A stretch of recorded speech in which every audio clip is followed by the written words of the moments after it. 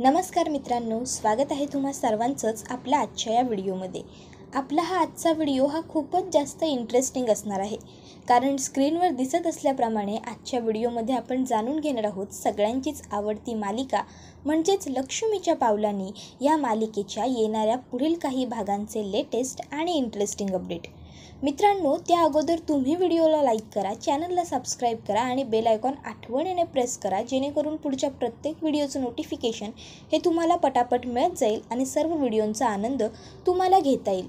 तर आजच्या या व्हिडिओमध्ये आपण जाणून घेणार आहोत की कशा प्रकारे अद्वैत कलावरती विश्वास ठेवतो आणि एक खूप मोठी जबाबदारी सोपवतो आणि कलासुद्धा अद्वैतच्या विश्वासावरती खरी उतरून ती जबाबदारी अगदी व्यवस्थितरित्या पूर्ण करते आणि दागिन्यांची चोरी करत असलेल्या राहुलला रंगे हात पकडवून आबा आणि अद्वैतकडून शाबाशी तर मिळवतेच, त्याबरोबर अद्वैतच्या तोंडून पटकन कला मालकीन आहे, माझी बायको आहे अशी वाक्यसुद्धा निघून जातात।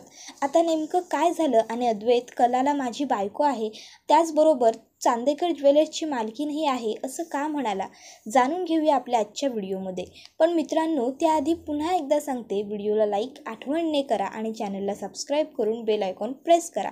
तुमचा एक लाईक हा आमच्यासाठी खूप महत्त्वाचा आणि मोलाचा असतो, कारण त्याच्यामुळेच आम्हाला पुढे आणखीन जास्त काम करण्यासाठी, नवनवीन व्हिडिओ तुमच्यासाठी अशाच घेऊन येण्यासाठी मोटिवेशन मिळत असतं।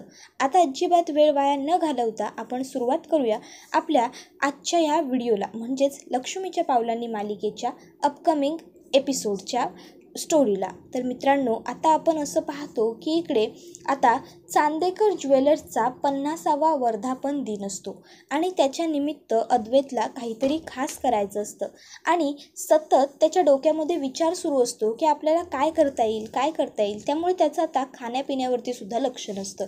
आता सरोज त्याला विचारते, अद्वैत काय सुरू आहे तुझं?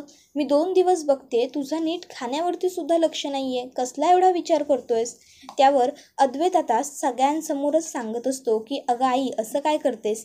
आपल्या चांदेकर ज्वेलर्सचा आता 50वा वर्धापन दिन येईल, त्याच्या निमित्त वेगळं काय करता येईल त्याचाच मी विचार करतोय। त्यावर कला पटकन म्हणते, चांदेकर आपल्याला असं करता येऊ शकतं, आपण एक काम करू। त्यावर लगेच सरोज म्हणते, 1 मिनटं बस, खाण्यापिण्यापर्यंत तुझी अक्कल आहे ना तेवढीच ठेव, आपण कामात काय करायचं आणि कसं करायचं हे ठरवण्याची तुला काही गरज नाही, ते बघून घेण्यासाठी मी आहोत, अद्वैत आहे, आबा आहेत, आम्ही आमचं बघून घेऊ। आणि सगळ्यात महत्त्वाचं, चांदेकर ज्वेलर्सचा 50वा वर्धापन दिन आहे ना, मग तुला एवढं एक्साईट होण्याची काही गरज नाही आहे। चांदेकर कुटुंबातले सदस्य आहेत जे एक्साईटसुद्धा होऊ शकतात आणि कामंसुद्धा करू शकतात, कळलं? गप्प बसायचं। त्यावर कला म्हणत असते, अहो मॅडम, पण एकदा मला काय सांगायचं होतं ते ऐकून तरी घ्या। त्यावर सरोज म्हणते, तुला शुद्ध मराठी भाषा कळत नाही का? नाही म्हणजे तुला मराठी कळत नसेलच, कारण तेवढी तुझी कुवत नाहीच आहे, शिक्षणही नाही, पण एवढं बेसिक कळत नसेल असं वाटलं नव्हतं मला। आता सरोज कलाचा खूप अपमान करते आणि मग शेवटी कला, जाऊ देत, मी काहीच बोलत नाही, बरोबर आहे तुमचं काम तुम्ही बघा, एवढं बोलून ती आता पुन्हा एकदा वाढायला सुरुवात करते। आता अद्वैतवरती जेवून खोलीत आलेलं असतो, त्याच्या डोक्यात विचार सुरू असतात की खरेला नेमकं काय सांगायचं असेल। तिच्या डोक्यात आयडिया आली आहे म्हणजे नक्की आयडिया काहीतरी चांगलीच असेल। इतक्यात कला बेडरूममध्ये आलेली असते, पण आता ती अद्वैतला काहीही न बोलता गुपचूपपणे तिच्या कामांना सुरुवात करते। त्याबरोबर अद्वैत हा कलाकडे येतो आणि तिला म्हणत असतो, मगाशी खाली काय बोलत होतीस तू, कसली आयडिया? त्यावर कला म्हणते, मी कशाबद्दल बोलत होते? नाही, काही नाही। त्यावर अद्वैत म्हणतो, हे बघ खरे, उगाचच्या उगाच नाटक करू नकोस, मगाशी खाली तू काहीतरी वर्धापन दिनाबद्दल आयडिया देत होतीस आणि त्यावेळेस आई तुला गप्प बस म्हणाली आणि म्हणून तू गप्प बसली। हे बघ, उगाचच्या उगाच वेळ वाया घालवू नकोस, पटकन काय आयडिया सुचली होती मगाशी तुला ते मला सांग। त्याबरोबर कला आता अद्वैतला म्हणत असते, आता कशाला विचारतोयस? मगाशी सरोज मॅडम मला एवढं तडातड बोलत होत्या तेव्हा त्यांच्यासमोर तर तोंड उघडलं नाही ना, आता मला नको विचारू, मी काही नाही सांगणार। अद्वैत म्हणतो, हेच तुझ्यातलं आवडत नाही मला, बालिश वागणं। ही वेळ आहे का आत्ता भांडण करत बसण्याची? 2 दिवसावरती चांदेकर ज्वेलर्सचा वर्धापन दिन आला आणि आता तुला हे असलं काहीतरी सुचतंय? त्यावर कला म्हणत असते, बरं ठीक आहे, लगेच चिडण्याची एवढी काहीच गरज नाही आहे, सांगते मी मला काय सुचलं होतं ते। मी असं म्हणत होते की आपण 50व्या वर्धापन दिनानिमित्त चांदेकर ज्वेलर्सचं दागिन्यातलं एक्झिबिशन भरवूया. त्यावर अद्वैत म्हणतो काय? त्यावर कला म्हणते हो, आपण दागिन्यांचं एक्झिबिशन भरवूया. आजपर्यंत कुठल्याही सोन्या चांदीच्या व्यापाऱ्याने असं एक्झिबिशन भरवलेलं नाही आहे. त्यामुळे दुरून दुरून लोक स्वतःहून एक्झिबिशन बघायला येतील आणि त्याशिवाय आपण या एक्झिबिशनची पब्लिसिटी तर करूयाच. पेपरमध्ये, न्यूजमध्ये सगळीकडे आपण ही बातमी देऊयात की चांदेकर ज्वेलर्सचं एवढं मोठं एक्झिबिशन आहे, ते सुद्धा 50व्या वर्धापन दिनानिमित्त. त्यामुळे लोक हे येणारच. त्याबरोबर अद्वैत म्हणतो यामध्ये खूप मोठी रिस्क आहे, तुला कळतंय का? जर एखादा दागिना चोरीला गेला किंवा गहाळ झाला तर आपलं केवढं मोठं नुकसान होईल, तुला काही कळतं? काही विचार करता येतो का या गोष्टींचा? त्यावर कला म्हणते का होईल गहाळ किंवा का होईल चोरी? अरे हे बघ, आपण घरातली सगळीच माणसं वर्धापन दिनानिमित्त त्या एक्झिबिशनमध्ये असणार आहोत. त्यामुळे आपलं सगळ्यांचं तर लक्ष असेलच आणि त्याचबरोबर कॅमेरे, सिक्युरिटी असेल की मग तरीसुद्धा चोरी वगैरे होईल असा विचारच आपण का करायचा? त्यावर अद्वैत म्हणत असतो हे रिस्की आहे. त्यावर कला त्याला व्यवस्थित समजावून सांगते हे रिस्की नाही, हे प्रॉफिटेबल आहे. जर आपण असं केलं तर चांदेकर ज्वेलर्सचा खप आणखीन वाढेल, आपले ग्राहक आणखी आपल्याबरोबर जोडले जातील. कारण एक्झिबिशनमध्ये आपण अशा डिझाईन ठेवायच्या की ज्या बघून त्या जशाच्या तशा ग्राहकाच्या मनामध्ये उतरल्या पाहिजे आणि ग्राहकाने त्या डिझाईन्स घेतल्याच पाहिजे. आणि सगळ्यात महत्त्वाचं म्हणजे आता दिवाळी होऊन गेलेली आहे, आता लगीन सराई सुरू होईल आणि लगीन सराई म्हटलं की घरामध्ये दागिने हे आलेच आणि दागिने हे आले की चांदेकर ज्वेलर्स हा लोकांच्या मनामध्ये आपोआप ऑप्शन येईल. त्याबरोबर अद्वैत म्हणतो सगळं बरोबर आहे, पण तरीसुद्धा त्यावर कला म्हणते हे बघ बाबा, आता माझं काम होतं तुला आयडिया देणं, आता काय करायचं आणि काय नाही हे तुझं तू बघ. शेवटी तुम्ही मालक आहात ना चांदेकर ज्वेलर्सचे, म्हणाल्या की मगाशी सरोज मॅडम, मग मी काय सांगणार? त्याबरोबर अद्वैत म्हणतो तू गप्प बस ग, उगाच काही फालतू बडबड करू नकोस. आणि मग अद्वैत कलाने दिलेल्या आयडियावरती थोडा वेळ विचार करतो. कला तिकडनं जात असते. मग अद्वैत तिला हाक मारतो आणि म्हणतो थांब, खरे ही आयडिया तुझी आहे ना, त्यामुळे ही अंमलात सुद्धा तूच आणायची. त्यावर कला म्हणते काय?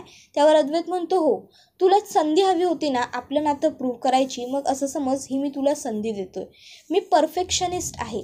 बघूया आता माझी बायको म्हणून तू किती परफेक्टली काम करतेस. आपल्यात ही तरी गोष्ट साम्याची आहे का की आपण काम तरी परफेक्टली करतो?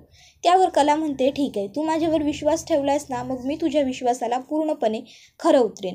त्यानंतर अद्वैत पेढीवरती आलेला असतो आणि मग अद्वैत ही सगळी आयडिया सरोजला सांगतो. आता सरोजला सुद्धा कल्पना पटलेली असते. ती म्हणते वा, अरे पण सकाळपर्यंत तुला काही सुचत नव्हतं, मग अचानक तुला हे सगळं काही कसं सुचलं? त्यावर अद्वैत म्हणत असतो नाही ग, मला नाही सुचलं आई, हे खरं तर खरेला सुचलं.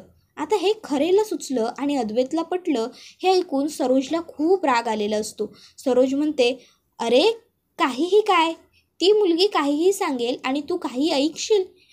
आपले एवढे मोठे चांदेकर ज्वेलर्स आहे, आपण जर एक्झिबिशन भरवलं तर आपले शत्रू काही कमी नाही आहेत. कोणालाच कोणाचं चांगलं झालेलं बघवत नाही अद्वैत.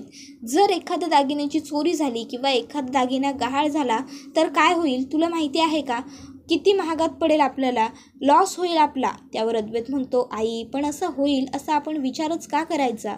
अगं हे बघ, वर्धापन दिनानिमित्त चांदेकर कुटुंबातले सगळेच सदस्य तिथे उपस्थित असणार आहेत आणि त्याहूनही महत्त्वाचं सिक्युरिटीची सगळी जबाबदारी आणि इव्हेंट मॅनेजमेंटची जबाबदारी मी खरेवरती दिली आहे. त्यामुळे आपल्याला काळजी करण्याची काहीच गरज नाही आहे, कारण ती हे सगळं काही अगदी व्यवस्थित मॅनेज करेल याची मला खात्री आहे. त्यावर सरोज म्हणते तू त्या मुलीवर विश्वास ठेवतोस ना, मला मुळात ही गोष्टच पटत नाही आहे. आजपर्यंत विश्वास ठेवण्यालायक तिने कोणतंही काम केलेलं नाही आहे. त्यावर अद्वैत म्हणतो आई काळजी करू नकोस, मी जरी तिच्यावर जबाबदारी ठेवली असली तरीसुद्धा मी सगळं काही स्वतः लक्ष देऊन बघणार आहे.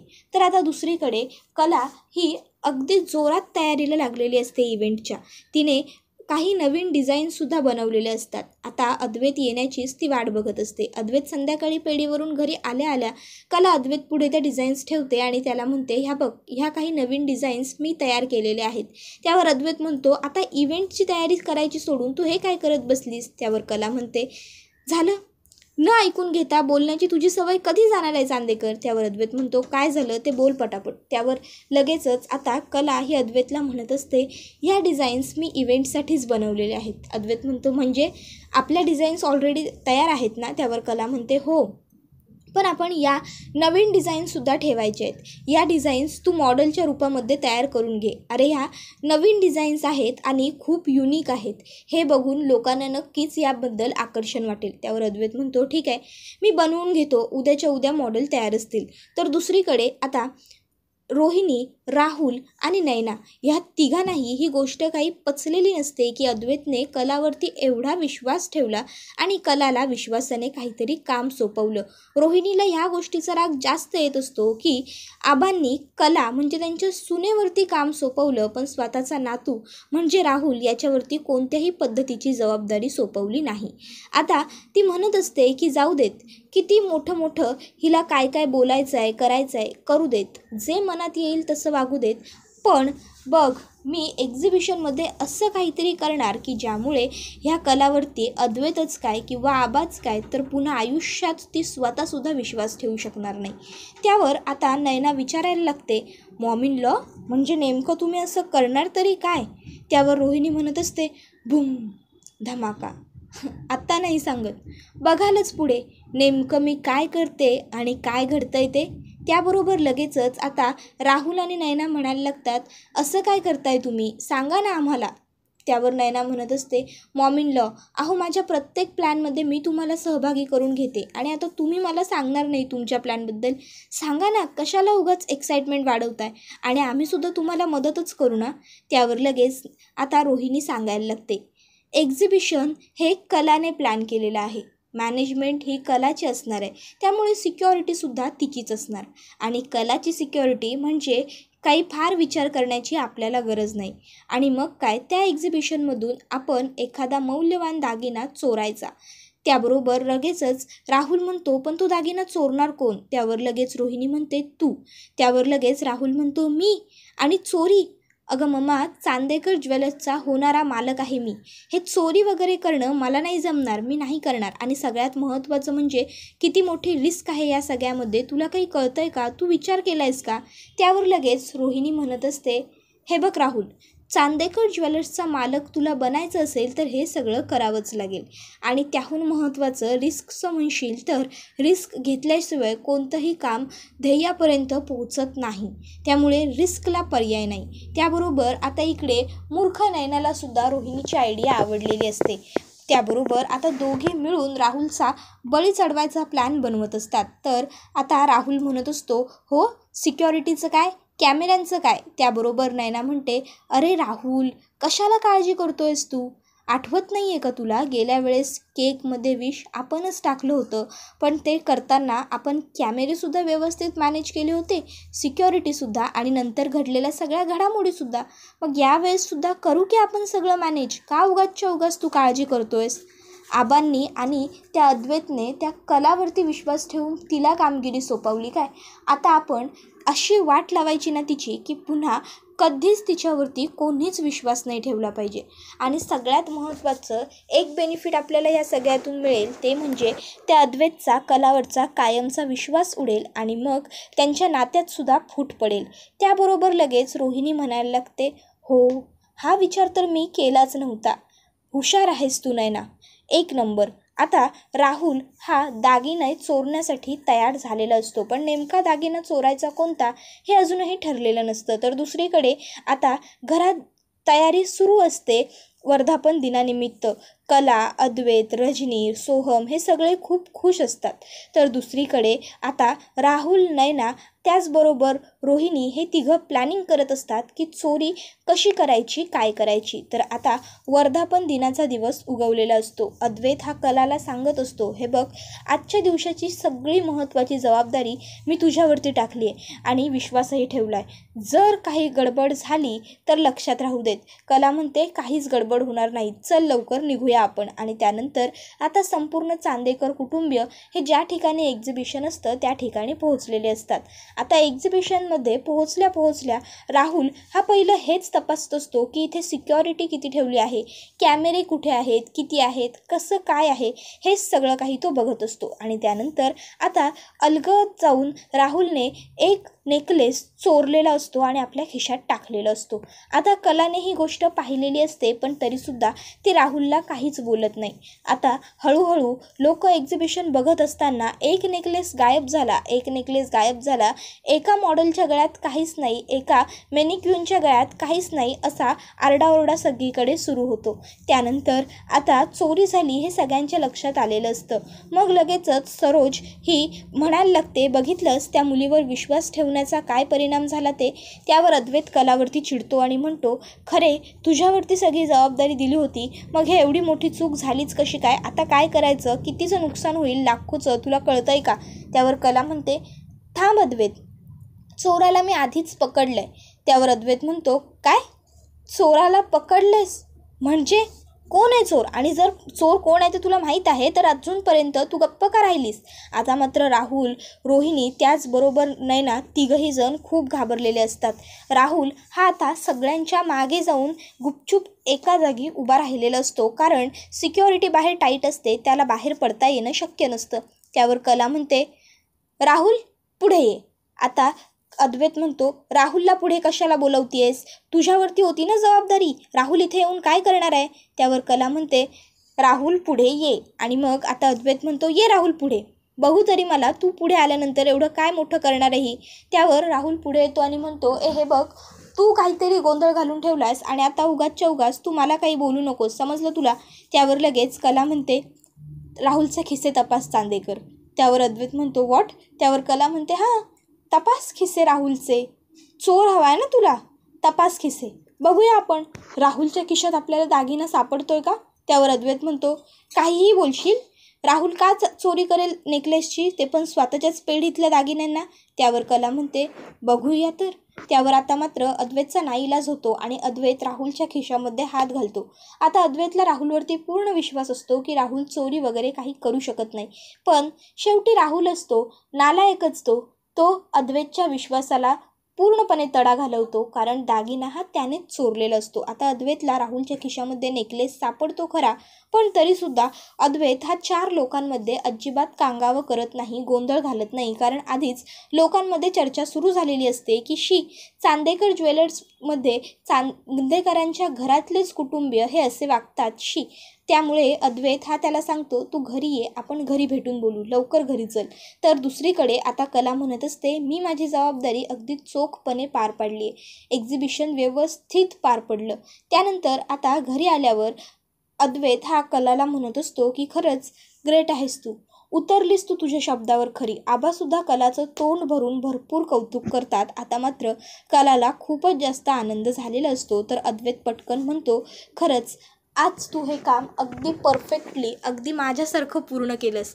आज शोभतेस तू दी ग्रेट अद्वैत चांदेकरची बायको आणि त्याचबरोबर चांदेकर ज्वेलर्सच्या मालकाची बायको, म्हणजे चांदेकर ज्वेलर्सची मालकीन. आता खरं तर कलाला चांदेकर ज्वेलर्सची मालकीन या गोष्टीचं काहीच वाटत नसतं, कारण तिला मालकीन बनण्यात कधी रसच नसतो. तिला अद्वैतची बायको शोभतेस हे जे काही अद्वैत बोललेलं असतो तेच खूप आवडलेलं असतं आणि त्यानंतर कला पूर्णपणे भारावून गेलेली असते. ती अद्वैतला म्हणते, काय म्हणालास तू? त्यावर अद्वैत म्हणतो, चांदेकर ज्वेलर्सची मालकीन. त्यावर कला म्हणते, नाही, त्या अगोदर काय म्हणालास तू? आता मात्र अद्वैतच्या लक्षात येतं की कलाला काय म्हणायचं आहे आणि तो पुन्हा त्याचं वाक्य रिपीट करत नाही आणि त्याबरोबर हा व्हिडिओ तर इथेच संपतो. पण तुम्हाला काय वाटतं, आता अद्वैत ज्या प्रकारे चांदेकर ज्वेलर्सची मालकीन आणि माझी बायको असं कलाला म्हणालाय ते तो सत्यात उतरवेल का आणि खरोखर कलाला बायको म्हणून आणि चांदेकर ज्वेलर्सची मालकीन म्हणून स्वीकारेल का, ते आम्हाला कमेंट करून नक्कीच सांगा. त्याचबरोबर अद्वैत आणि कलाची जोडी तुम्हाला कशी काय वाटते ते सांगायला विसरू नका. आता राहुलला कलाने रंगेहात तर पकडलेला आहे, तिने तिचं काम पूर्ण केलं आहे, पण आता राहुलला शिक्षा काय द्यायची आणि काय नाही हे काम अद्वैतचं आणि आबांचं आहे. मग आता अद्वैत आणि आबा राहुलच्या बाबतीत नेमका काय निर्णय घेणार, कारण आजपर्यंत राहुलने खूप चुका केलेल्या असतात आणि त्या अद्वैतने पोटातही घातलेल्या असतात, पण आता मात्र राहुलने ही खूप मोठी चूक केलेली आहे आणि त्याची अद्वैत त्याला काय शिक्षा देणार हे पाहणं खूपच जास्त रंजक असणार आहे. त्यामुळे पटापट व्हिडिओला लाईक करा, चॅनलला सबस्क्राईब करा आणि बेल आयकॉन आठवणीने प्रेस करा, जेणेकरून पुढच्या प्रत्येक व्हिडिओचं नोटिफिकेशन हे तुम्हाला मिळत जाईल आणि अद्वैत राहुलला शिक्षा काय देणार हे सुद्धा पाहता येईल. चला तर मग मित्रांनो, संपूया आपला आजचा हा व्हिडिओ इथेच. पुढचा व्हिडिओ येईपर्यंत टाटा, सी यू, बाय बाय. पण हो, त्याचबरोबर आपला हा व्हिडिओ तुमच्या जास्तीत जास्त मित्रपरिवारांबरोबर तसेच कुटुंबियांसोबत सुद्धा नक्की शेअर करा, जेणेकरून त्यांनासुद्धा आपल्या व्हिडिओचा असा छान पद्धतीने आनंद घेता येईल. धन्यवाद.